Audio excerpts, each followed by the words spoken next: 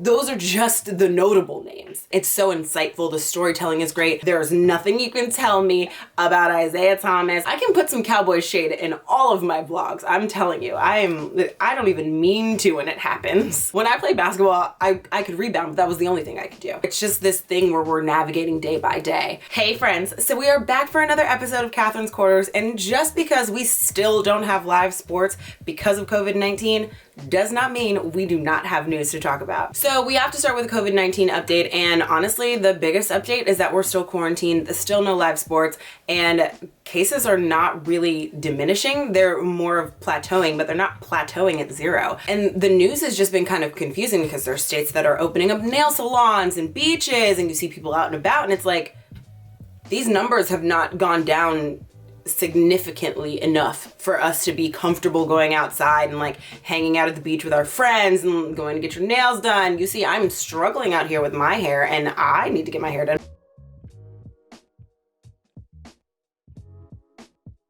Over 1.3 million Americans have been infected with the coronavirus, and while 220,000 people have recovered, which is great, there's more than 80,000 people who have passed away from this virus. So yeah, states are gonna open up nail salons, hair salons, and if you really feel like that's what you need to do, just make sure that wherever you're going, you're putting on a mask, because it's not just to protect you, it's to protect everybody else around you. It's just the only way that we can, you know, get back to some semblance of like a normal life anytime soon. So friends, like I said, I have been going stir crazy a little bit during this quarantine. I'm just not used to spending this much time in the house, not seeing my friends, my people, just not watching sports. It's just crazy. Thank God for the Jordan documentary, because this has made every single Sunday so worth it. We are now at the point where there's only one more Sunday of The Last Dance left. It's so depressing. I'm actually crying on the inside. But The Last Dance has been amazing. If you have not been watching, you are missing out on great storytelling, hilarious moments. Like, it's just so good. It's so insightful. The storytelling is great. Let's talk about some favorite scenes, favorite moments, just favorites from The Last Dance. My number one favorite is Michael Jordan's level of petty.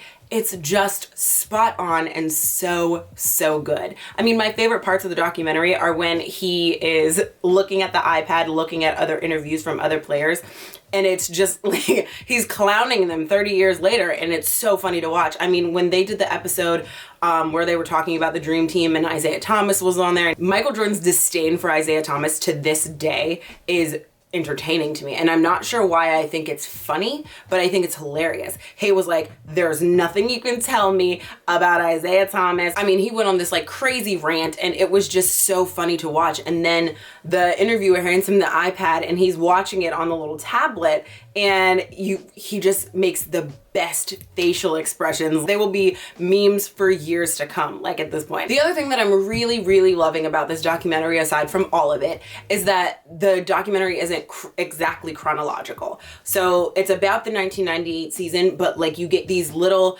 story pieces that help make the story that was 1998 and that help make the legacy of Michael Jordan. But I know like a lot of people aren't a fan of the timeline. I'm not entirely sure why. I'd love to hear why, but I think it adds context to what we're watching. I also love seeing Michael Jordan just like smoking cigars in the locker room. It's just like, who does that? And like, how illegal would that be in this day and age? I loved the clip of Dennis Rodman and how they cut together him explaining how he got better at rebounding. It is like a masterclass. It's so good. I was horrible at basketball. When I played basketball, I could rebound, but that was the only thing I could do. But I'm like, this dude was breaking it down. Watching him break down like how he got better it was just cool to see. Another one of my favorite parts of this documentary is Michael Jordan and his ability to use anything and everything and even made up things as motivation. Like there was one piece of episode 8, I think it was,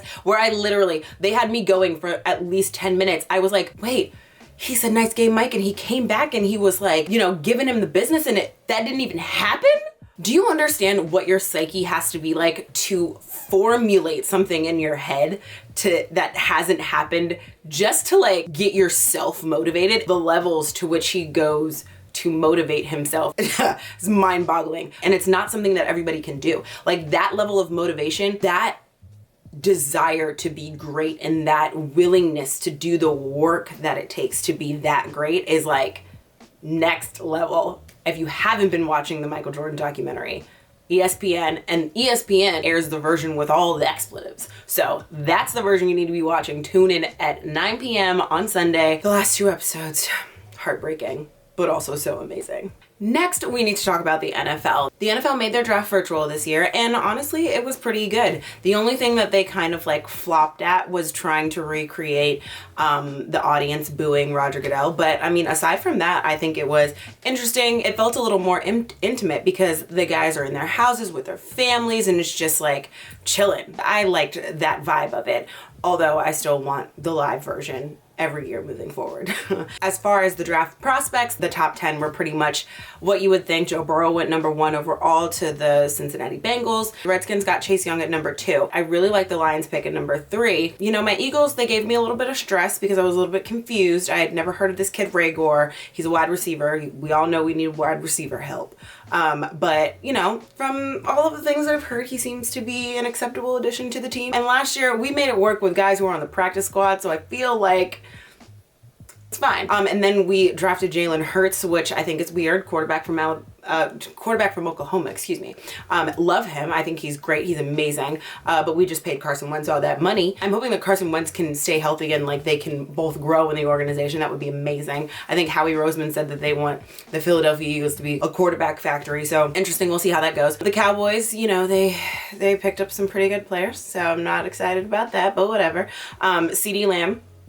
Cedarian Lamb, because I refuse to call him CD anymore. In the draft, they always give you these little anecdotes about the players and where they played and like just background information on them, right? I've seen a few different stories about where he actually got his name from, but draft night they said, you know, a coach when he was in Pee Wee football couldn't pronounce his name, and so he was like, oh, Cedarian, I can't pronounce that. We got to give you a nickname. And so I researched it a little bit online, and there's like a few variations to the story, but each of them are, he says what his name is. He says, Cedarian is my name.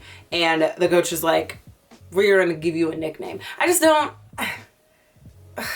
That's annoying. Nicknames are fun. They're cool. My name is Katherine. People call me Kat. At least it's not like a, hey, I can't pronounce your name, so we're going to give you a new one. Cedarian's not that difficult to pronounce. If it was just like, oh, you know, everybody gets a nickname. Like, guys have nicknames in football all the time. Cool, that's fine. If it was the coach saying, I can't pronounce Cedarian, that's a problem for me. But either way, I'm gonna call him Cedarian. Everybody else on the planet can call him CD. I just hope I don't have to, you know, mention him that much because I hope the Cowboys don't do well. But anyways, I can put some Cowboys shade in all of my vlogs. I'm telling you, I don't even mean to when it happens. I really honestly really like what the Cardinals have done during this offseason. I mean, they get a steal in DeAndre Hopkins from the Texans, who are idiots. Kyler Murray, Larry Fitzgerald. I feel like the Cardinals might be something to watch this year. Like, I missed every Cardinals game possible last year. I'm pretty sure I didn't watch the Cardinals not once. That can change this year.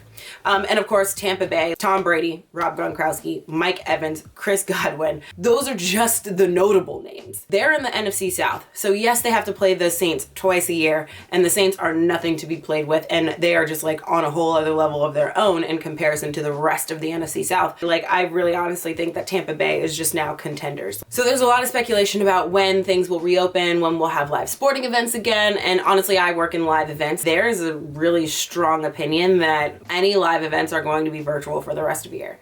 And any live events, sporting events, there's been a lot of talk about having them just be, you know, players and like necessary personnel and no fans allowed, which I think everybody would lean toward. But there's serious concerns with the virus and how you can mitigate more people and new cases and more death. And it's a really difficult situation. But it's been reported NBA players are interested in having the season, even if it means that there's no fans. NFL players are also interested in that. MLB is tentatively starting in July. It's just this thing where we're navigating day by day. All right, friends, so that's it for this episode of Katherine's Quarters. Thank you so much for joining me. Make sure, if you haven't done so already, hit the subscribe button below. This Sunday, 9 p.m., the final 2 episodes of The Last Dance are airing. Make sure that you're tuned in, and make sure you follow me on Twitter, because you know I will be tweeting about it, tweeting up a storm, hashtag The Last Dance. It's gonna be phenomenal. Check you guys later.